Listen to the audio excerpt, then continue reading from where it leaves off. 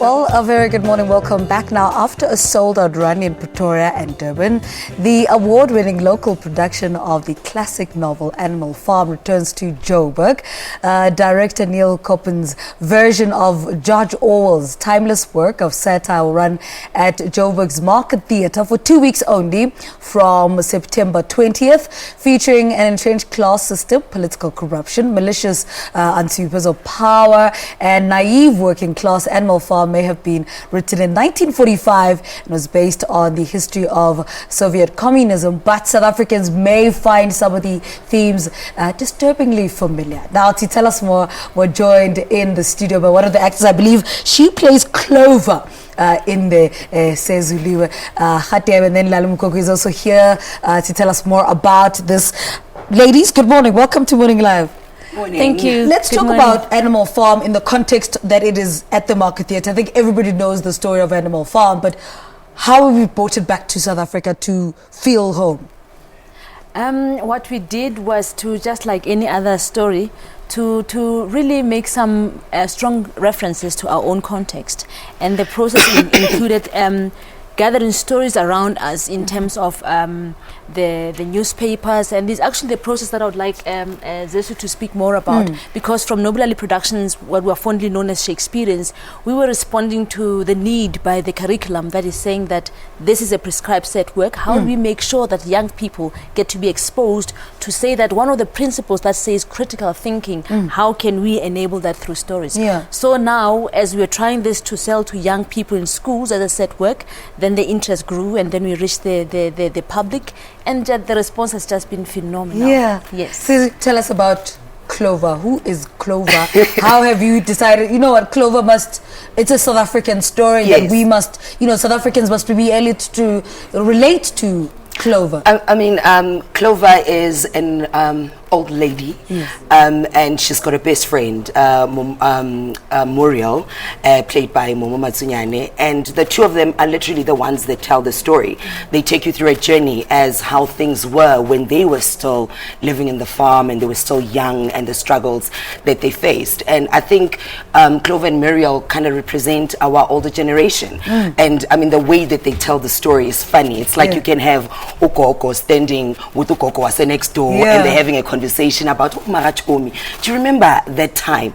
And so when the kids watch that, and especially the kids, they can relate, and because they find their grandmother, their aunt, their mother. And so in order to be able to play Clover in a way in telling the story, you needed to tap into our women that are the ones that tell the story, and that are giving us the information of how life is, or how life is supposed to be, or how life should be. And so Clover is that constant reminder to let you know that, remember, things were like this.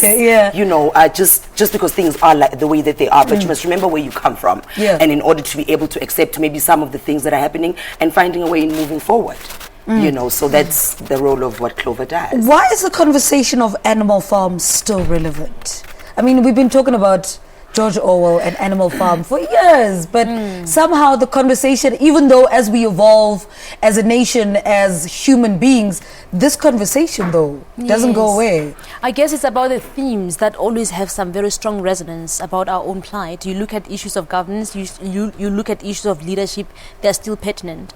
And one of the lines that I really find profound in the play Snowball, when she calls for, I'm saying she because this production is an all-women cast, and so she calls for rebellion. And I think rebellion is something that maybe we're not really quite grappling with, because it actually calls for an overall. If we have a particular system that we may say that we're looking for revolution sort of like changes certain things, but some of the things may not necessarily really appreciate their nuances. But if we go for revolution, that like she's encouraging us, we really are looking at unpacking and undoing to perhaps even do something. So I guess maybe we engage with these stories, we read about these stories, we watch them, but to really look at the what is really telling us. I don't think we're listening enough.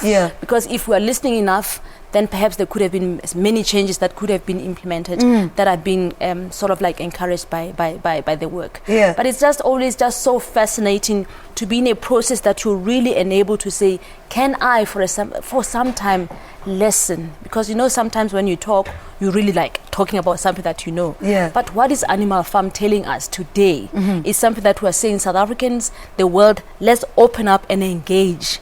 Because we are saying that if we are expecting that all the things that have been said previous times, then they're going to change. But what am I doing? Yes. Yeah. Does the story, the fact that the cast is all female, give it a different feel? It does give it a different feel, and I mean, when as the play, I mean, we've been performing since 2014, and so we've had various conversations. And when Sheikh Experience and Nobulali Productions approached Neil, and they said to him, "Can you find actors that can perform Animal Farm?"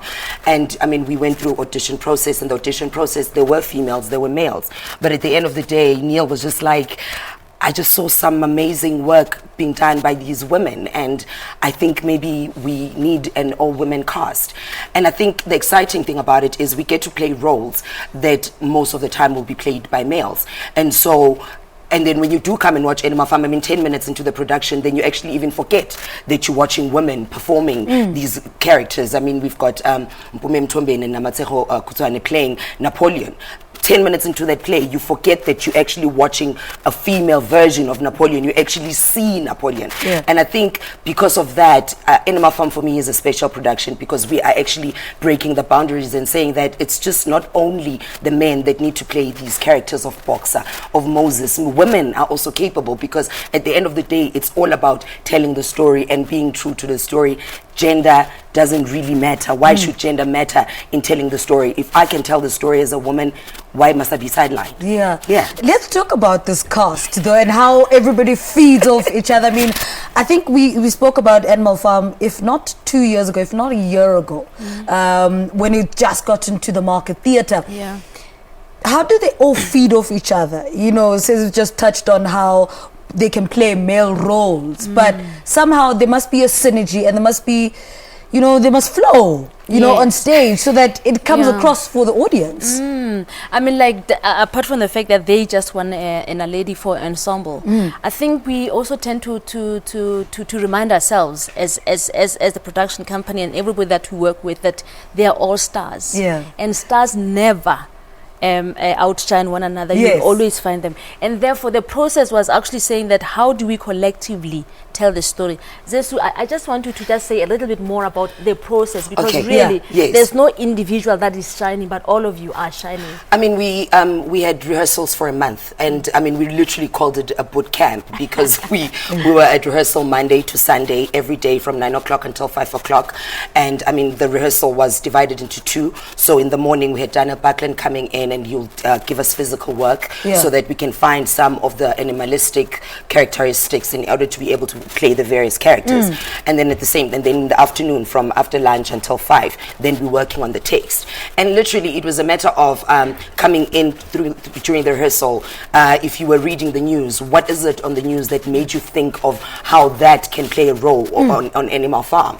You know, so everyone was bringing in their little bit, and how do you envision Clover? Give us your version of how you see Clover. And of course somebody will come in and add and be on some, like, you know what, actually I'm liking the way that you're playing Snowball, but maybe if you added this. So it's just not only me playing my character, but if I come in and I offer this, someone is always there to say, okay, maybe you're playing this character a bit over the top, maybe you need to. So it's always been a collective, and and even the whole process itself, even during rehearsals, when we're coming in, you're not having an individual having better more quality time with the director, but everyone is there and everyone is contributing. I mean, if a scene is happening, we're there, we're watching, so that we can also comment and say, hey, I think maybe if so and so moved a bit to the left, or maybe to the right, maybe to the front, so that, I mean, all the time it needs to be crisp. I think even Neil, the director, always talks about co-creation, and that's something that is also quite important, you know, in some of the creative processes.